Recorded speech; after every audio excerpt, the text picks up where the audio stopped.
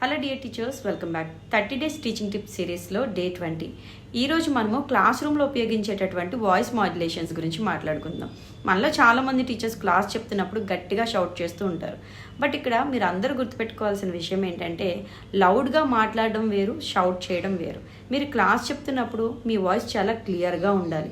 మీరు ఏదైనా ఒక బలమైన విషయాన్ని చెప్తున్నప్పుడు, డిసిప్లిన్కి సంబంధించిన విషయాలు చెప్తున్నప్పుడు, లేదా అసెంబ్లీలో అందరికీ వినిపించేలా మాట్లాడాలి అనుకునేటప్పుడు మీ లౌడ్ వాయిస్ని యూజ్ చేయాలి.